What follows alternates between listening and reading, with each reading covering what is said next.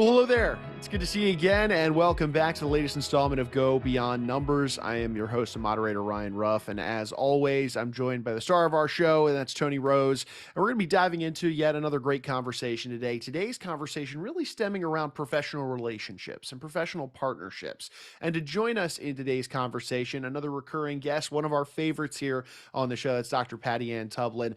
Now, Ann, again, for anybody who's maybe hasn't checked out her episode specifically with us here on the show or in any other capacity, frankly, Ann Tublin is the CEO, the founder of the Relationship Toolbox LLC, which is a training and it's development coaching and consulting firm. And Patty is really a relationship, a communication, and emotional intelligence expert. And we've covered a lot of topics with her on the show. And today we've got a really good one. It's this idea of professional relationships and professional partnerships. You know, how we should navigate some of these complex relationships in our lives so that, you know, ourselves and the ones that we're involved in these relationships with come out better for it on the other side. But before we get into everything, let's go ahead and say hi to the gang. Tony, it's good to see you. Dr. Ann, welcome aboard. Thank you so much. Good day to you, Ryan. How's it going? Going well. I'm excited to get in today's conversation. You know, we've hit different touch points around the idea of relationships within the business world. But Tony, I'll let you kind of open the conversation up today. I know you wanted to tackle professional partnerships and these relationships and how we navigate them, because look, we get thrown a lot of curveballs in business and just the way we act and operate, frankly. How would you kind of open up today's conversations? We'll start at a high level, and of course, we'll get granular as we go. Sure. We've discussed this before, that one of my core beliefs is that one of the things that any person or business owns is something that I have termed as social capital.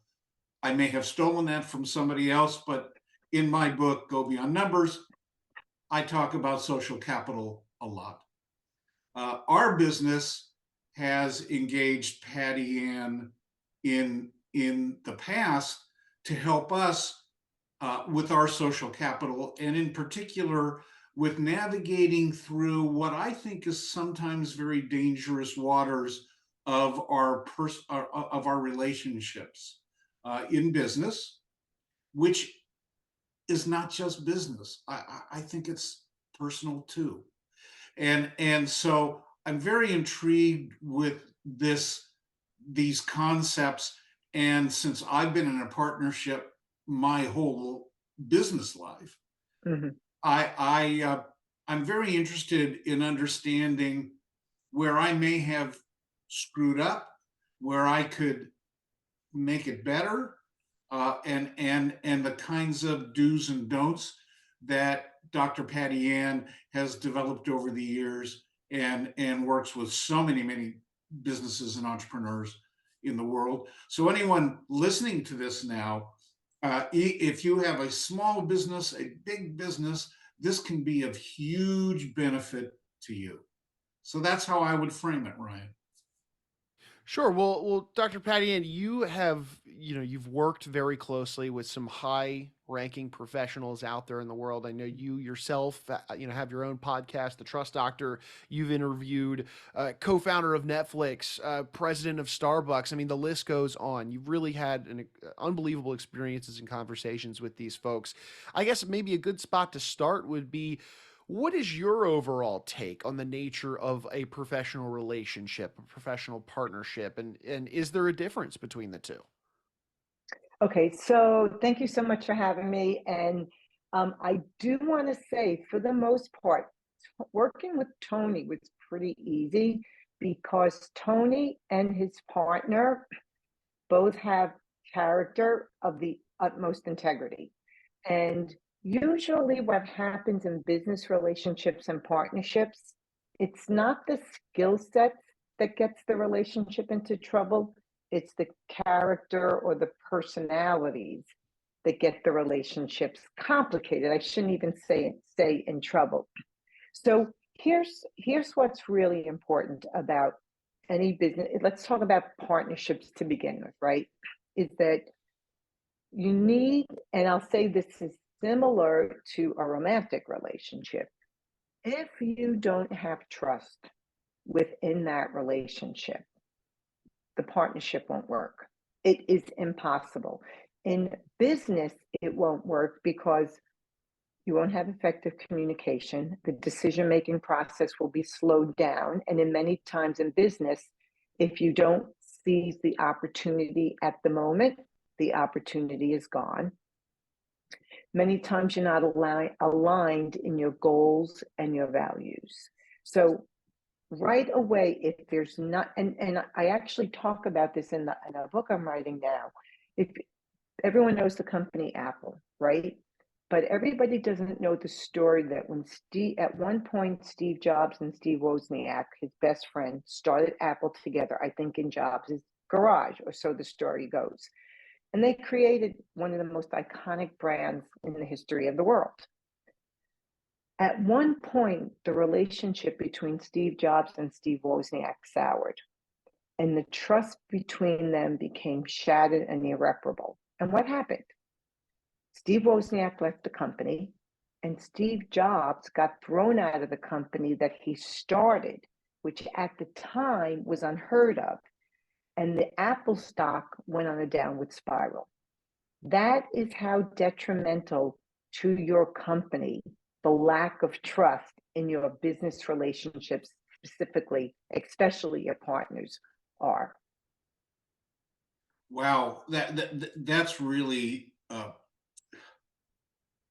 that is so true. And of course, the rest of that story is that Steve Jobs Came back, right? Because and the what Pepsi happened, CEO messed it up.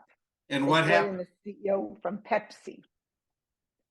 and he came back, and what happened to Apple? The rest is history. It came Skyrocketed, right right? back up. Right. But the good news there, for as mercurial as Steve Jobs was, he had a lot of personal stuff going on. Who doesn't? But he did learn from that experience, right? He didn't just come back unchanged. He came back older and wiser. I don't think anybody ever said he was a chillax kind of guy or a chillax boss, but he no longer allowed any business relationship jeopardize the business to the extent that he did before with his best friend. Sure. No, it's really interesting to hear you talk about how crucial and vitally important trust is. Tony, I'll throw it over to you. What's your take on the importance of trust and your experiences with how crucial trust really is, with not only within your business partnership, but just even I just think the yeah. I think we're living that right now. I think every business is living that right now. Um, the reason why I say every business is living that right now, with the current economic situation, with the kind of tenuousness that I believe most of our clients are viewing their business operations, even if things are not terrible, uh, I think people are worried, and with the current challenges in staffing and hiring and everything that's going on now in business, where there is a lack of trust, uh, mostly of motives, and that non-alignment of values is really, really important. And it's instructional for me, Dr. Patty Ann, uh, in what's going on in my business now. And so I have a real central question. When you sense there may be that disalignment, Mhm. or there's a trust issue, what's the best way to kind of address that? How everyone wants to be nice. There's very few Mm. partners that are capable of confronting each other constructively. I've observed, because everyone wants to be nice. How do you deal with that? Okay, so a couple of things. The cut to the chase answer is immediately, but let me back up a little bit. I want to comment a little bit further on what you said about the state of the financial world right now. It's not just that complicates it, Tony. We live in a world where nobody trusts anybody. And I hate to say this, but in a lot of ways, rightfully so. For example, can anybody, regardless of your political affiliation, truly trust that you are getting unbiased news? When you read the newspaper, turn on the TV, listen to, doesn't matter where you get your news source. Are politicians trustworthy? Are people trustworthy anymore? So we live in a world where trust is really at risk, which goes into tribalism and everything else. So of course that colors, that permeates our businesses, right? Because wherever we go, there we are. So we don't leave our true self at the door when we check into work. So if we're being suspicious of people outside in the outside world, that will bleed into other areas of our life. So having said that, that's something that I think is important. In the past, if somebody gave you their word, like you and I, Tony, we have a relationship. If either one of us give each other our word, it is good. It is golden. I can take your word to the bank, as they say. I have no doubt. Many people don't have those relationships in their personal life and in business, right? And we are not dumb people, but we know who we're dealing with. So there's that aspect. It's a very untrustworthy world. Having said that, what do you do when you suspect that there's a lack of alignment, or that you become right? Mistrust often starts in suspicion. You're suspicious. And when I say immediately, I mean immediately. And here's why. The higher the level of trust in a relationship, Tony, the sooner you will share with somebody an observation of where you think trust was breached. You will not let it linger. It's similar to you have a toothache. As soon as you have a toothache, go to the dentist. If you wait, the next thing you know, you need a root canal, whereas you couldn't nip the problem in the bud. That's what happens if you don't, and you use the word confront. I would like to say discuss, have the difficult conversation with someone where you think trust is at risk. Many times it's a misinterpretation, or people didn't have all the facts. And if there is a lack of alignment, then you need to decide, does this person fit into the culture of the company that I am operating under? Because, you said we was talking earlier about people, the people that you work with, they're not your staff, that's an infection, and they're not your family, because when your family disappoints you, you don't fire them, but they are a member of your team. And a team is only as strong as its weakest link. And what binds the team together? Patty, Trust. yeah, and I want to stop you there for a second. I hope those of you that are listening to this or watching this have a piece of paper and a pen.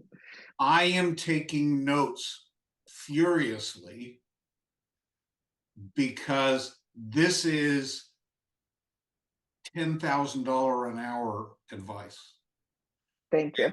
And so I don't want to disturb your train of thought, but this is so important, what you're saying. And the whole issue for me in my whole life has been how to have a difficult conversation with people that I care about and I love.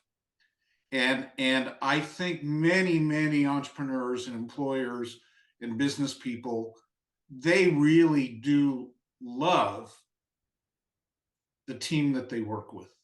Mm-hmm. But telling the team difficult things is difficult.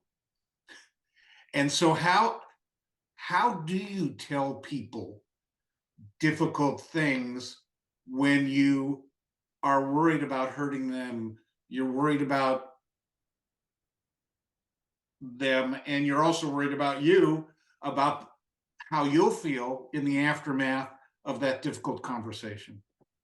Okay, so this is a great question, and I hesitate to say we could have like a whole other podcast on this because I think we would end up having one. But there's a couple of things. One is I'm going to share with you a hack that will make it hopefully easier for you. But I have to preface it with, before you have any difficult conversation, first and foremost, you have to have your own emotions in check. You cannot have a difficult conversation in a mature manner if you're a raving lunatic, right? So you have to have your emotions in check. What does that mean? I mean, This means that if you're feeling something, if you're feeling emotional about something, how do you remove yourself enough? How, okay, let's put it this way, Tony. Anybody, let's assume people listening aren't neurosurgeons or life is not at stake, right? If life is not at stake and you don't need to act immediately because someone's bleeding from a main artery, this is where timing is everything comes in. If you know you are beside yourself and you are going to say something that you may regret, you need to wait. What am I thinking? Wait.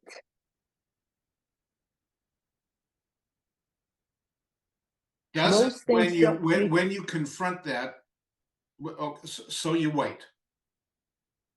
I know what Not happens. long, not long. You can even go to the bathroom and then come back and you're good to go.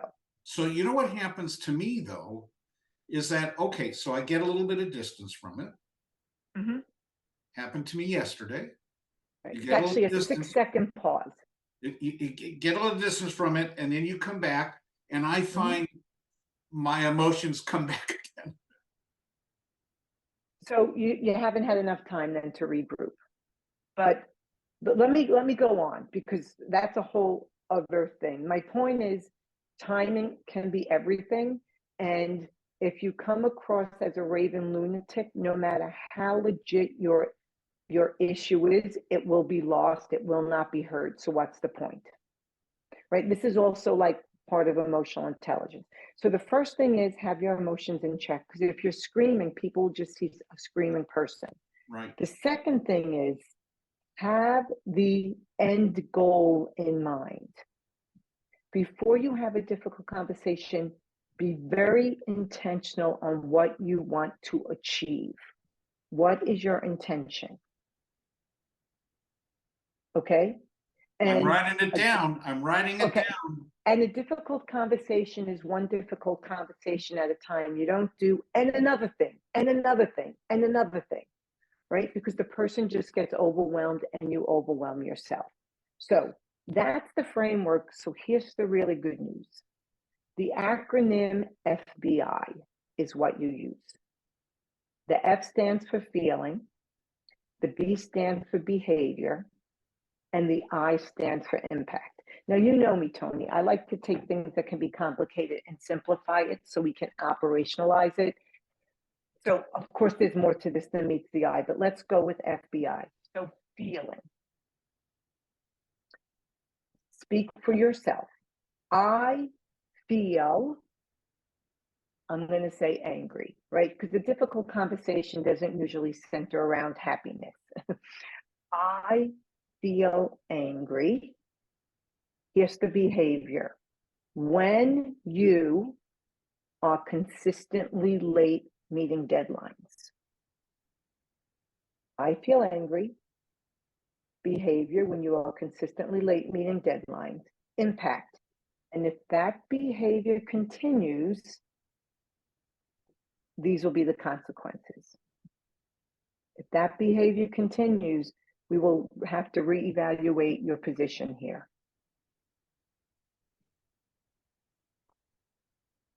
Now, in the past, people have told me, oh, I thought you're not supposed to say how you feel. Nonsense. Nonsense. You're the boss. Your feelings count. I love that. Speak for yourself, how I feel. Mm-hmm. When you behave a certain Clear. way, Right. and if it continues, you can't be here, or if it continues, you're not going to get your bonus, or if it continues, I'm going to have to move your cubicle to a Right. closet,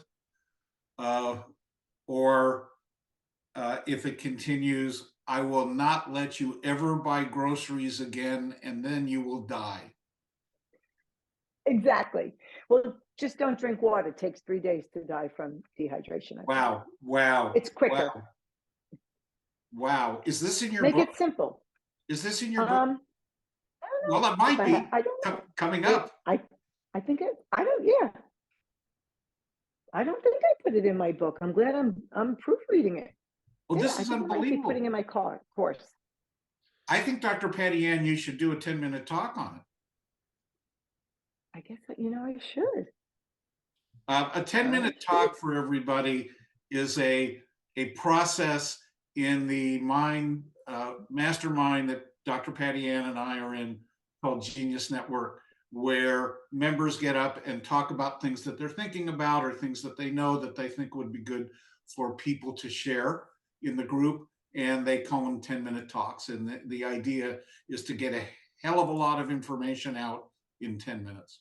So, Well, I think the concept is along. I modernized Mark Twain's quote. If I had more time, I would have written a shorter email. yeah. So, right. Yeah. Anyway, So wow. Okay. So, but you see how it's very specific, right? It's not, I was told by other people, right? It's other people are upset with you. I am upset when I hear blah, blah, blah, but it's still about you. okay. So when you're developing, so I have the two big things: get your emotion in check, Mm-hmm. and then have an intention. Right. And that doesn't mean you're dead. You can still be feeling, but you have to be able to manage it. And then act. Right. Using FBI. Yeah. Using FBI as a process, which I think everyone can kind of use personally as well. I mean, this is a personal relationship tool as well, isn't it? Yes. Yes. I mean, Relationships are relationships. I may use that today. I think I want to hear about that So, after the fact. and I know Ryan got married. I think he can use that too. I will be back pocketing this. Absolutely. Thank you. Absolutely. That's what Congratulations. Dan Sullivan calls a strategic byproduct. Okay, hang on 1 second. Let me just say one more thing, right? There's always little caveats here. As I said, for you, you need to have your emotion in check. You also need to be respectful of the person you're having the conversation with and ask them, even if it's scheduled, is now still a good time to talk? Right? Is now a good time? Because you don't know, they might have just gotten an email that somebody in their family is very sick or something, right? So again, if your message is not being heard, what's the point? When I was very, very young and working at a firm called Tilly and Roth, there was a paraprofessional that needed to be fired. I was 23 years old, and my employer, Paul Roth, came in and said, "You need to fire this person," which is kind of being thrown in the water when you're 20 years old. The deep end, yeah. And I remember walking into this person's office, and I said, "How are you?" And he said, "Oh, I'm great. It's my birthday. I just bought a new car." There you go. And then I said, "Oh, that's too bad. You're fired." Did you really? Yeah, I did. I mean, I think I think I kind of violated your rules here, You were 23. but I was 23. Um, I probably violate your rules all the time because I know in difficult conversations, I get to the point where I just kind of vomit it up. And and maybe I'm not as sensitive to other people as possible as I could be. But is there ever a good time to have a difficult conversation? It seems that there's always it's just never a good time. Yeah, there's Some always something So, in the way. Yeah, There's that's always right. something in so the way. Someone has hay fever. Right. Someone woke up with a bad yeah, stomach. Someone's kid is sick. yeah. So by definition, a difficult conversation is just that, difficult. There is really never a good time to to give bad news, if you will. So let me just change your mindset for a moment. So much of this is in how it's delivered, right? The other piece is, feedback is a gift, right? And hopefully in general people have created a culture in their company. Like, I've done work with Bridgewater, and they have the principles of Ray Dalio, and you give the feedback, right? And you can't get defensive. It's, well, this is what happened. What are you doing about it? This is your role. Like, there's no dodging what might be not stellar performance, right? And we're all human, so we all have moments, days where we're not great. So if you've developed a culture where feedback, even if it's negative, is a gift, as long as it's not done vindictively, it will be received well, even though really nobody wants to hear bad news. That's because we're human. So there's that piece. Then there's another piece. And I truly believe this, because leaders ask me all the time. They feel bad. Most people, like you, Tony, people don't want to fire people. It's their livelihood. It's difficult. So this is what I say to them. Tell the person, I am giving you a gracious exit to fulfill to meet your full potential. Now, you don't do that in a sarcastic, obnoxious way, but this isn't working. We've had these difficult conversations, right? I get so upset when you hand in poor work. And if this continues, we have to reevaluate our relationship here. You know, Robert, we've had this conversation before. There's nothing else I can do. I've offered you resources. Therefore, I need to give you a gracious exit so you can find your full potential. And many I times really people are love that. relieved, as long as it's not done obnoxiously, because it's true. It's true. When someone's not a good fit, you're trying to fit a round peg into a square hole. They know it, you know it. What leaders almost all, I'm sure there's exceptions, but I can't recall any. When people let people go, their only regret is that they didn't do it sooner. And what happens is, you're allowing, when people are not performing well, most people around them already know it. They are relieved. They're like, oh, incompetency or laziness or bad attitude or lack of skill is not tolerated here, because people don't want to work in a place where it is. Now, one thing that is a problem is, or a challenge, is because of manpower issues, the fact that it's hard to find employees. Mhm. Businesses often will ride with employees that are less than maximal because they're afraid of not being able to replace them. Mhm. Is that a smart idea? I think it's less than optimal, and I will literally tell you that there is a company I'm working with right now that I heard that for 6 months. And I finally said, you are tolerating intolerables. I said, and so they finally got rid of 3 people. And guess what? They couldn't believe it. 3 people they found. So it's the mindset, right? What does Dan Sullivan say? Your eyes only see, your ears only hear what it's looking for. So you cannot shackle yourself to external circumstances internally. You can't. That's like saying, I can't do something because somebody told me I can't. Screw that. Someone's going to tell you what you can or can't do? No. You're the master of your fate, captain of your soul. This is really a good session, Dr. Patty Ann. You're welcome. I mean, We there always have is fun. some really actionable stuff that is so helpful. Let me turn now to the nature of partnerships, Mhm. and as opposed to business relationships where you're not necessarily tethered to each other. Mhm. Mhm. Is a business partnership a marriage? There's a lot of similarities, but the differences are significant, right?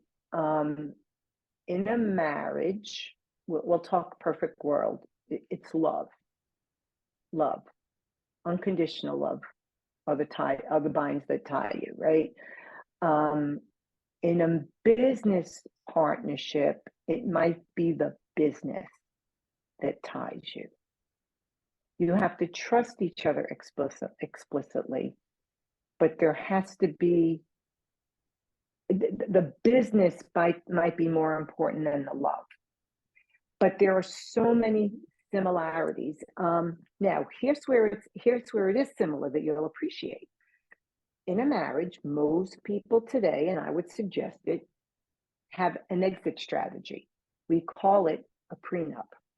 It's an exit strategy.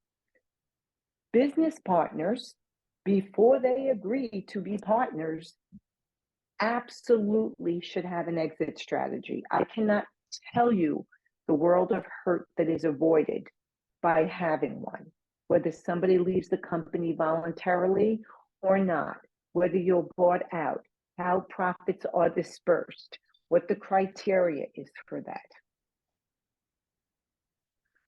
Many businesses don't have as neatly defined an exit strategy as they ought to. Mm-hmm. That's right. And it impacts their ability to get sold. Of course. As well. Of course. As well. So again, that's looking, where do you want to be, in the future? And then how, what does that look like financially? Because, although I do say a marriage is as much a financial relationship as it is a romantic one, right? It is, right? It's not until you get divorced and then all of a sudden you see how much it is. So that gets us back to this end game of intention. Okay. So here's the deal with the business partnership. And I'm thinking about partners that I, in the past, work with. Usually somebody has the initial ideation of the business and they will approach somebody else to become a partner.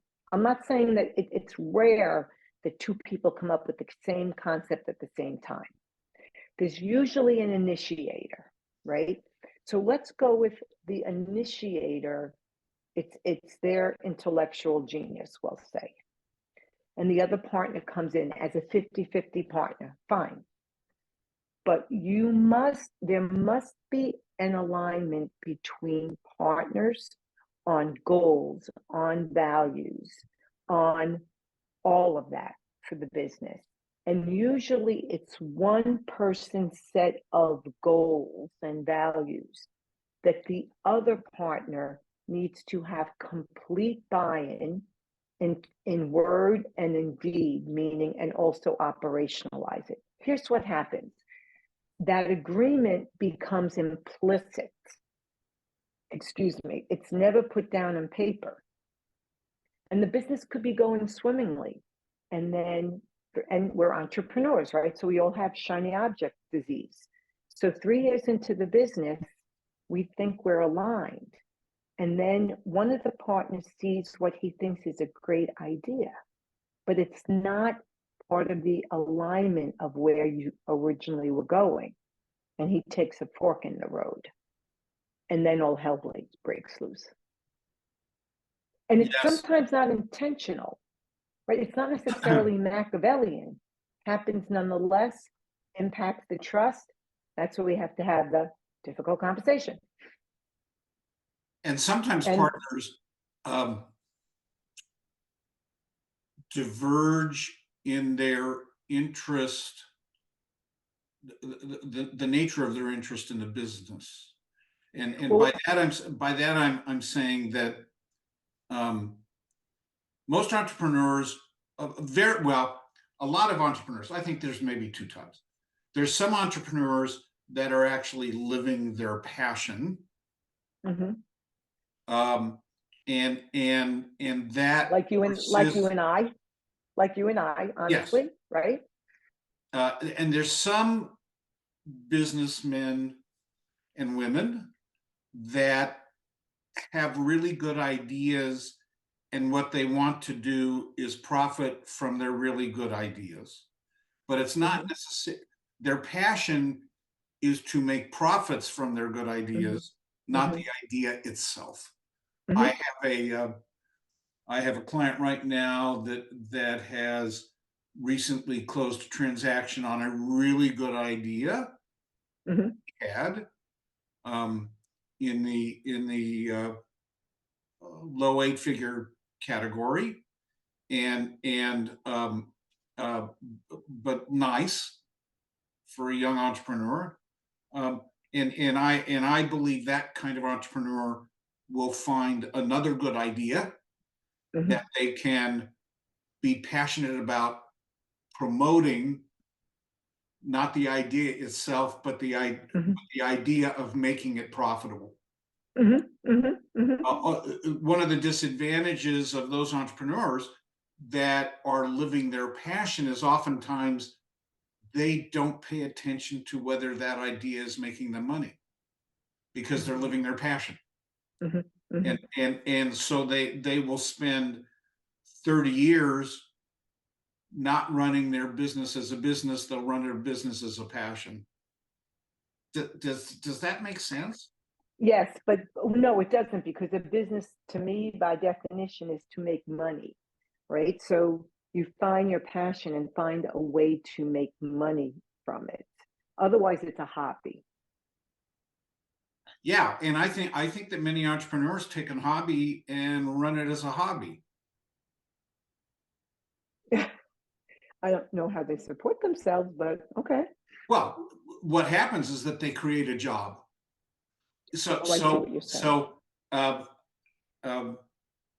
And I don't know whether which author wrote about this.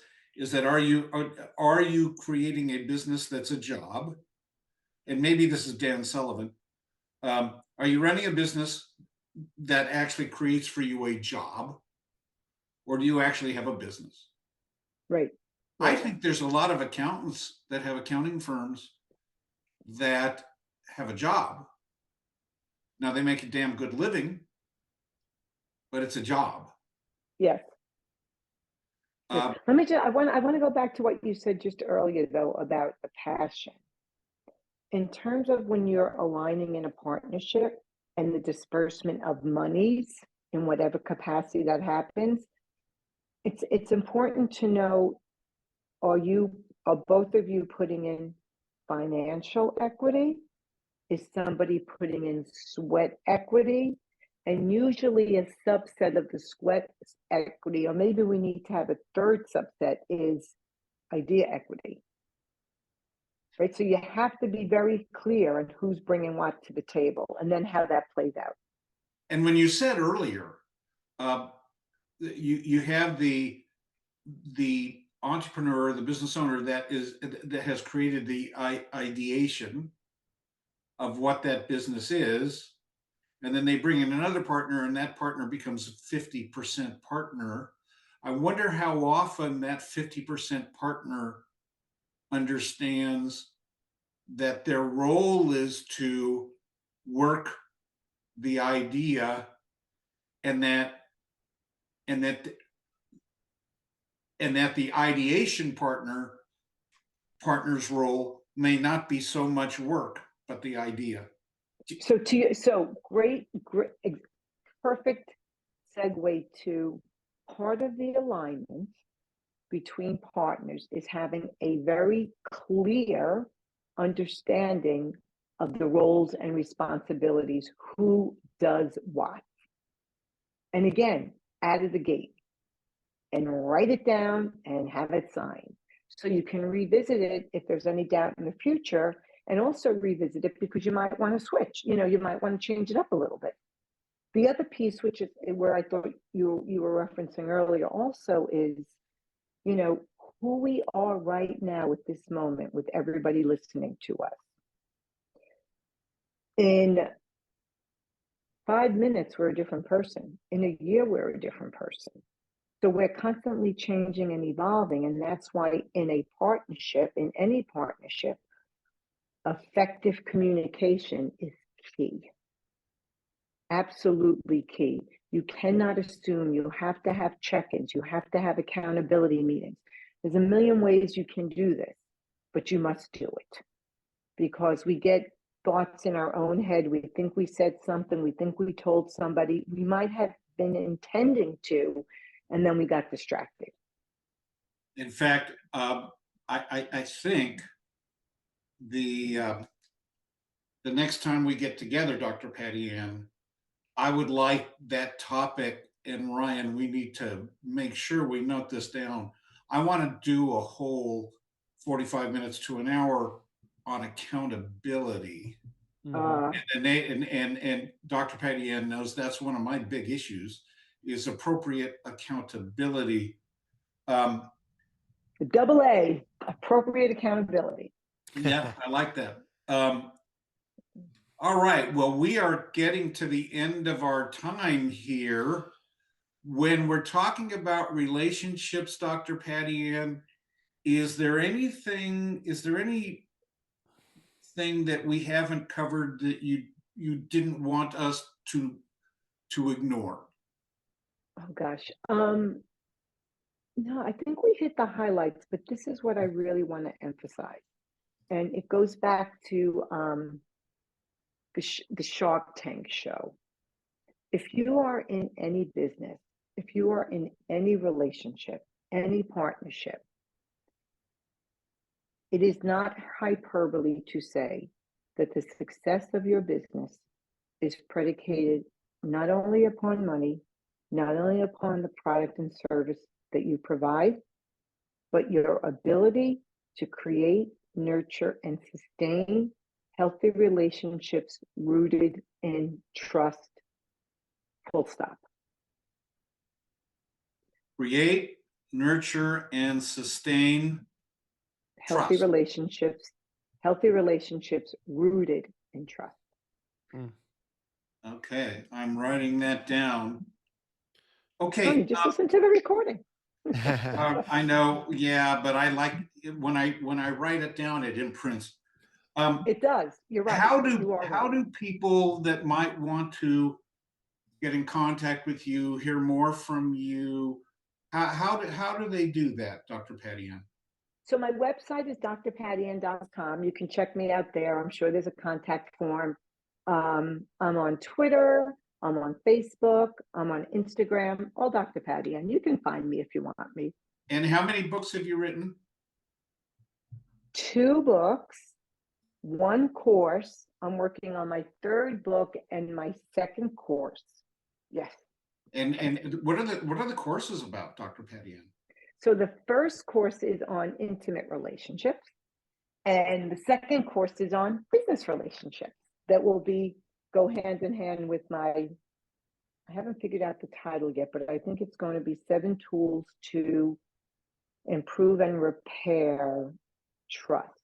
in business Well, I relationships think or I something like think that. you now have 8 tools because you have FBI, unless that's already in one of the Well, 7. Certainly. FBI would be part of effective com I have to think about that.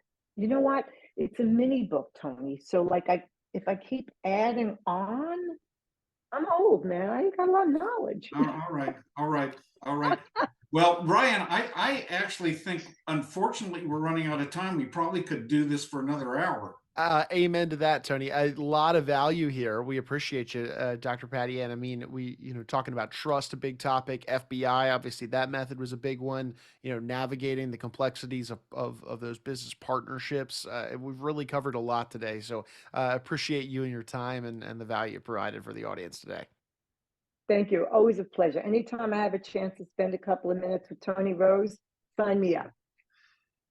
Roger that. Well, hey, look, folks, we want to take one final moment, as always, and say thank you for stopping by and hanging out with us on the show today. If you took anything away from today's episode, I hope you did. My notepad here is full.